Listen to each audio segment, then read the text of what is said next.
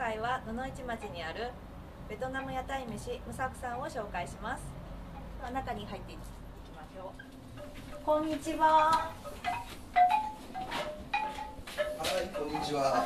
こんにちは。よろしくお願いします。はい、いらっしゃいませ。はい、じゃあでは店内の紹介をしていただきたいと思うんですけれども。はい、わかりました。ははい。じゃあこちらの方から。はい。ですね、こちらが一応雑貨コーナーになってまして、はい。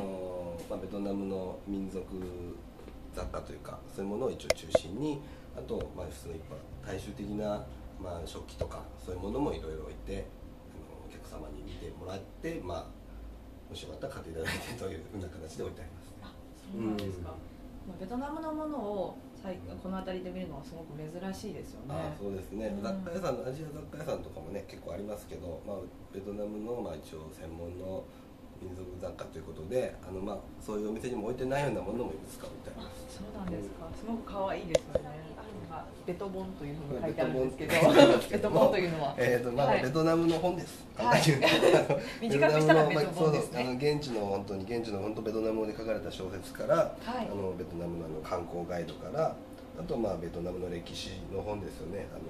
有名なベトナム戦争の話とか、そういうものも置いてありますんで、あとベトナムの絵本とかもありますんで、お子さんも結構ね、これをきっかけにベトナムに興味持っていただいたらいいなと思って見ております。そうですね。これを見てベトナムの勉強をする。そうですね。こちら素敵な店内ですけれども、はい、こちらは客席ですけど、お座敷がこちらになって、こちらがカウンターの席になってますね。でこちらに写真があるんですけれども、これは私が現地で撮ってきた写真をちょっとお客さんにも見てもらって、現地の雰囲気をちょっと味わっていただこうと、料理と一緒にと思ってこちらに少しだけ置いてあります。はい。本の良さはよくわかりますね。そうですね。できるだけ生活感がある写真を。そうです。生活感があります。でこちらを見ていくと、レジの方に何かベト友メンバー募集中っていう。ベト友メンバーっていうのは、ベトナム人と友達になりましょうっていうそういうことなんですけども、結構石川県にもたくさんの外国人の方いらして、ベトナム人の留学生とかいろいろ研修生の方たくさんいるんですけれども、彼らはやっぱり何が一番なりたいかというと、友達とかそういう人が欲しいと、やっぱり生活していく上で結構不便なところもあったりとか、石川県の方とかってやっぱまだ結構保守的な方も多くて、なかなかやっぱり外国人と接することが苦手な方もやっぱり多いんですよ。やっぱりベトナム人の現地の方もやっぱ生活していく意味で結構ね不便に感じたり、ちょっと違和感を感じる時もあって、そういう時にやっぱりベトナムとかそういう外国人好きな方もいらっしゃるんで、そういう方にメンバーになっていただいて、ちょっと一緒に遊んでもらったりとか、ちょっと生活ちょっとした手伝いとかしてくれたらいいなっていう意味で、そういう意味でちょっと募集してます。なるほど。日本人の方でもやっぱそういった外国の方とお友達になりたいと思っても、なかなか一歩を踏み出せないというか、何かきっかけがないと難しいと思うので、それがこのメンバーになることでそのきっかけになるかなって思いますね。きっかけになればいいなと思って見てありますね。こちらに何か貼ってあるんですけれども、こちらはWi-Fi って言ったら最近ワイヤレスのインターネットの回線ですね。こちらが無料のインターネットのスポットになっているっていうことですか？インターネットのスポットになってまして、こちらにパソコンで持ってきていただいて接続していただいたりしたらいいかなと思って、ちょっと便利かなと思って置いてあります。そうですね。ビジネスマンの方ですとか、今最近はパソコン使う方も多いですし、私も使うんで、お客さんでもそういうふうな形で利用されてもらっても結構かなと思って。そうですね。これはすごく役立ちますね。この辺りではあんまりそんな Wi-Fi のスポットっていうのはあんまりないと思うので、ないですかね。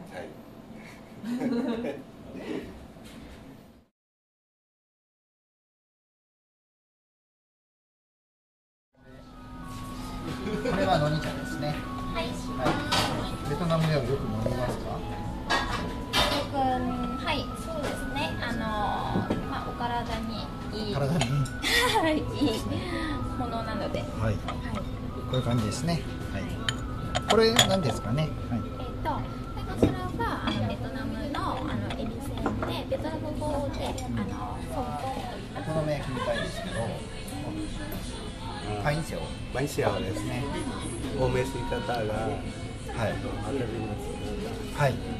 この野菜にこう巻くの。巻きます。はい。これを取って、これを切って、はい。これは有名な料理ですね。ベトナムの有名のそれです。そうですね。はい。みんながよく食べられます。はい。有名ですね。多分一番有名ですかね、ベトナムで。そうです。ですね。はい。2つ料理が来ましたけども、これあまり日本にない野菜ですよね。はい。これの野菜の名前は何ですか？料理の名前。こちらは日本では日本語では空心菜ですね。でベトナム語ではザオムンと言います。はい、ザオムンですね。はい。で多分ベトナムの野菜、はい。何があるかと聞かれたらザオムンが一番。なんか頭の中で、はい、思い浮かべる、野菜です。多分日本人みんな好きだと思います。味は。美味しいですね。美味しいですね。私も大好きです。まあ、はい。でもう一つこれは春巻きみたいですけど、はい。さっきのと違います。そうですね。さっき持ってきましたね。持ってきたものは生春巻きホイコンと言いますが、でこちらは揚げ春巻きですね。揚げ春巻きベトナム語ではチャゾーと言いますね。チャゾーは南ホチミンの言い方ですが、はい。で私はハノイ出身で、ハノイの言葉だとこちらはネムザンと言います。はい、ネムザンと言います。はい。